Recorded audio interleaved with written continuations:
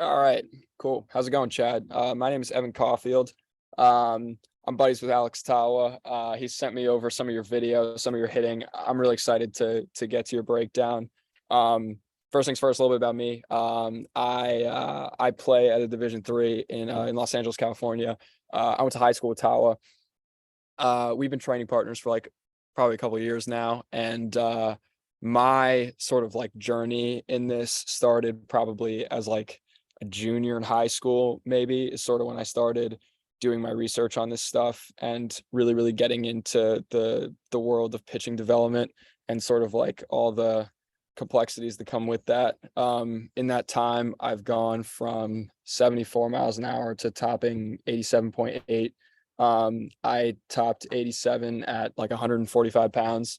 And so while obviously body composition for me is a huge shortcoming, I think that as a first step, learning sort of efficiency of how to use the body in the pitching delivery is or has been super helpful in my development, and kind of gave me that huge velo jump in a pretty short amount of time. You already built like a fucking horse, and so I think that the movement capacity stuff is sort of the missing piece between you and 90 plus. And I think that I've identified some stuff that would not only get you to that 90-mile-an-hour mark, but have you actually blow past it. Like, you definitely have that in you. So I'm really excited to get into it. So yeah, might as well just get off and get started. Let's see. So I'm going to start with this rear view pitching video here. All right, yeah, let's do that. So first, let's just give it a run through. All right. So first things first, like, you're built really well. You're a really explosive rotational athlete. I know you're a two-way also. That's going to be a pretty significant part of this video as well. I actually asked Tawa for some of your hitting video. And I think that your hitting video can actually sort of reveal some of the deficiencies in your pitching delivery as well. But we'll get into that a little bit later. All right, I'm going to kind of work front to back in your pitching delivery. So I like to do this because the pitching delivery is a chain of events from beginning to end. And if you attack things from beginning to end, then you could say a kid has an issue with sort of just like his first move, like kind of not really getting down the mound, getting into this like static balance position at the top of his leg lift. If you fix that first before you actually fix anything else that happens down the chain, you don't really know what just fixing that first move will do. So if a kid is like not really getting momentum down the mound, then they get momentum, that could fix their late arm, that could fix their lead leg block, that could fix their hip rotation, whatever. So I'm going to start beginning to end. And then sort of at the end, I'll give recommendations for sort of where I think you should go with this. And it'll be pretty clear why they're sort of ordered in that list of priority. So first things first is coming out of your lead, or coming out of your leg lift. So I want you to pay really close attention to your back knee, your knee that's connected to the ground right now. So this is just the subject of like stability, single leg stability in the back leg. So pay attention to your knee and watch not just how it goes forward a little bit, because it's actually okay that it goes forward, but it goes forward, it goes back, it goes forward and back, it wiggles like really aggressively. And that's actually something that I haven't seen a whole lot of before. Yeah, so this is a problem mostly because of your back leg is the only thing that's connected to the ground right now. So it's the only thing that can generate power while you move down the mound when you actually get into your rotational phase, because it's the only thing connected to the ground, right? If you don't have a stable back leg, then you're not going to be able to load your back leg and complete an efficient rotational pattern with it. So if you can't a stable base, then you're not going to be able to actually load the rear hip to be able to unload it into rotation. And so this kind of gets into something that's like probably a little bit more obvious of an issue, which is your lack of hip to shoulder separation. So like, I'm sure you have heard lots about hip and shoulder separation, just like as a Division I baseball player. Like, this is something that comes up all the time. It's like a huge, subject in the field of like pitching and hitting development. That stretch reflex that happens between the lower half and the upper half. So you can stretch the rubber band and snap it forward. But a lot of the times, like, it's looked at as this independent thing. So people kind of force this like counter rotation of like just like the hips going forward and the shoulders going back, but it's not exactly like as simple as that. And with each athlete, it can come from a different root cause, or like the deficiency of hip to shoulder separation can come from a root cause. I think one of your root causes in not being able to separate your hips from your shoulders is this back leg instability. But let me actually show you like where your hips and your shoulders move sort of as just like one block piece. So your landing point is like roughly between these two frames. You can see that your belt buckle is still facing directly towards first base as your front foot lands. And then your upper half and your lower half just kind of rotate as one. Ideally, we would want to see this position with your ass facing the camera and your shoulders still completely facing towards first base. And yours are not only not completely facing towards first base, but they're literally moving as one block with your lower half. Like your hips are facing, your belt buckle is now facing the catcher as your shoulders are facing the catcher. And both of those things are happening at the exact same time. So I don't think I need to like explain to you much like why that's a problem, because like you're an advanced athlete. And now I kind of want to get into your hitting video a little bit and show you that you actually might have like the ability to do this pattern right now. Like I think that you have this in you right now, and it's just kind of like not translating to your pitching delivery. And we'll talk about that a little bit more later, but let's look at your hitting video for a sec. So you have a bunch of swings here, and like I want you to just notice like the consistency of your lower half in all of these swings and the stability of your back leg. So like there is no sort of like funky movement with the back leg right here. Like it is a stable rock into the ground, and your front leg is beautiful. And your hips and your shoulders kind of do rotate still as like that one wood plank kind of block here, but hip to shoulder separation doesn't need to be nearly as extreme in the swing as it needs to be in the pitching delivery. So I think that you've probably like conditioned your rotational patterns to be like that more of a hitter, which is why like your stride is pretty short. Your separation isn't great. And like having a short stride in the pitching delivery, like in itself is not that much of an issue as long as you can like segment your lower half from your upper half. Which like is obviously something that you're struggling with right now. But like, yeah, I want you to just kind of like notice like the consistency of your lower half right here, the consistency of your lead leg, the completion of your hip rotation, like your hips are moving in that sort of like perfect, I don't know, they have a really good relationship here. And I think that's pretty easy to see. And now I want to move to some different bullpen videos that I think show like sort of your lack of translation from that to another. Hold on, sorry, one sec. Here, so there was this one. I want you to pay attention to how you land in this video, just sort of like your finish, like your front foot lands, and then what happens. All right, so you can see there's kind of like something funky going on here. Like your head pulls off. You don't really like complete that rotation. It sort of just looks like it's unstable. It's a little bit unathletic. And so now we can look at a video from the exact same bullpen. It was, I think this is the other one. Yeah.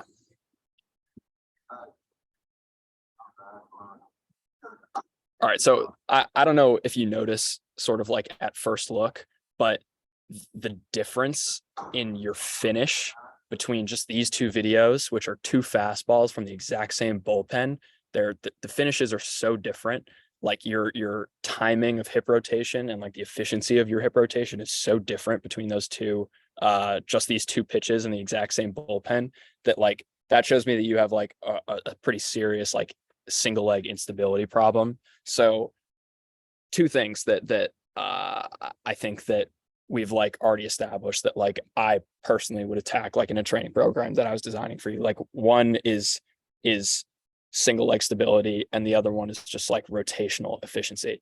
Um, there's a lot of different ways that you can go about programming these things, and there's a lot of different sort of like uh uh anatomical patterns that like you can attack to potentially help these things, because you could have a trunk stability problem, you could have a cervical rotation problem, you could have a hip mobility problem, you could have, you know, all this stuff. And like programming you from this sort of like limited standpoint of just like looking at your video, it would be difficult, but like you would ideally want to check all of those boxes to make sure that like at least one of them hits your lowest hanging fruit. All right, what did I want to look at next? So next thing I wanted to look at was a video from the home plate view. Where are we at? Share screen, this one. Okay. So I see a couple other things in this video. So the first thing is this position right here. So I think that like you can probably see like this is like a little, this is tense, like this is not an athletic position. So this could be coming from a lot of like root issues. So your neck rotation is actually something that's really, really important in the pitching delivery, because your neck is connected to your cervical spine, which is your spine that runs up from your T-spine to the back of your neck into your head. And then that issue the root cause could be trunk stability, which is kind of just like the stability of like your whole sort of spinal cord from like head to your heels, right?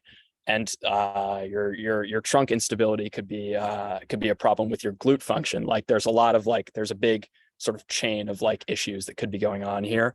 But I think that you know that like this is going to cause health issues.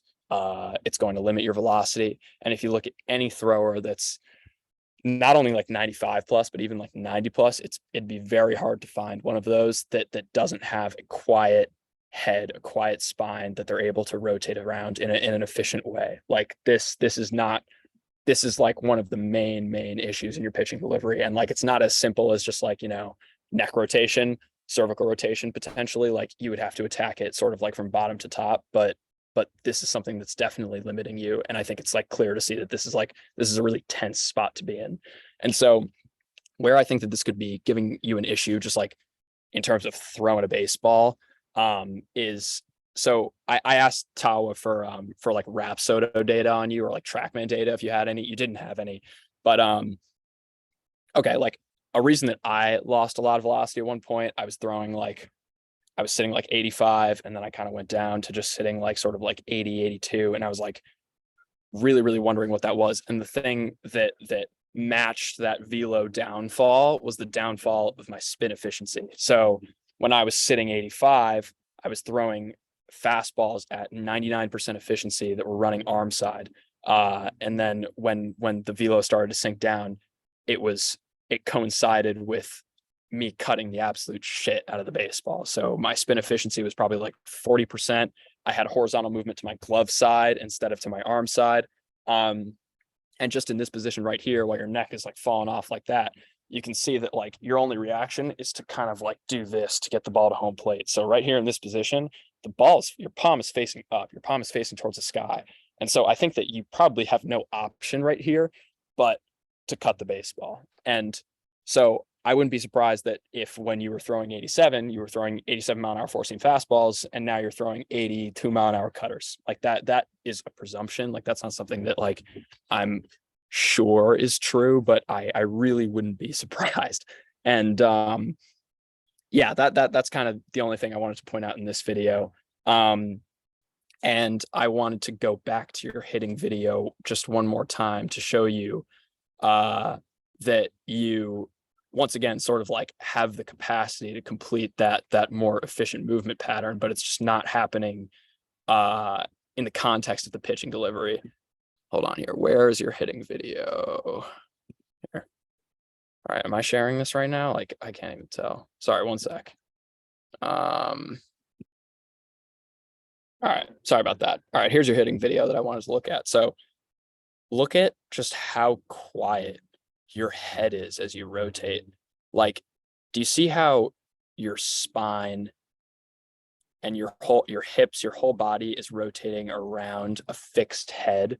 Well, the fixed head is connected all the way down your spine. And so you have this this line right here that you are rotating around so efficiently, and you're able to put some Division 1 juice into the ball, right?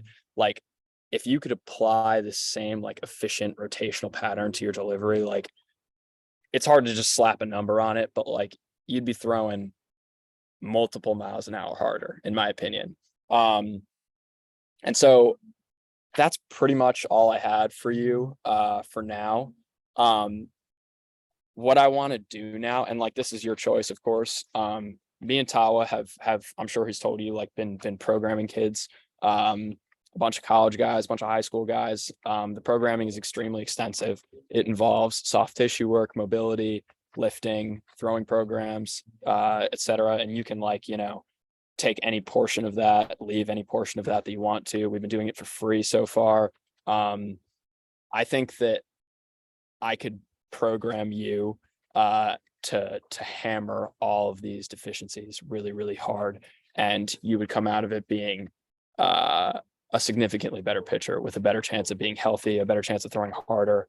And if you're interested in still being a pitcher, then, like, in my head, you kind of have two options. It's like, you can either go to some like a Cressy or like a Tread Athletics, or like a full program with advanced therapy performance. Like, there's a bunch of entities that do this sort of like holistic training format, but you're going to break the fucking bank. Like, you're going to be paying anywhere between like $300 and $700 a month to get one of those services. And then your other option is to go to a pitching coach that, you pay $40 an hour to look at you and say, put your glove here, put your arm here, put your leg here, whatever. Like, you need to get more back leg depth, like whatever.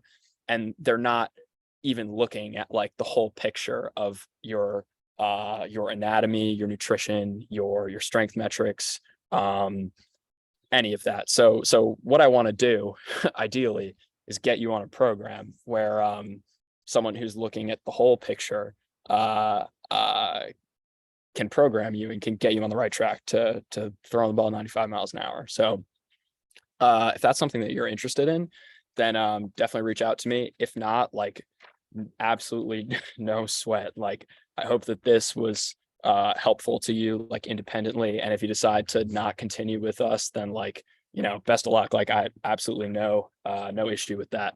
Yeah, man. So, let me know what you thought. If you have any feedback, any questions, like, whatever you need, we're here for you. All right. Yeah, that's it for me. See you, man.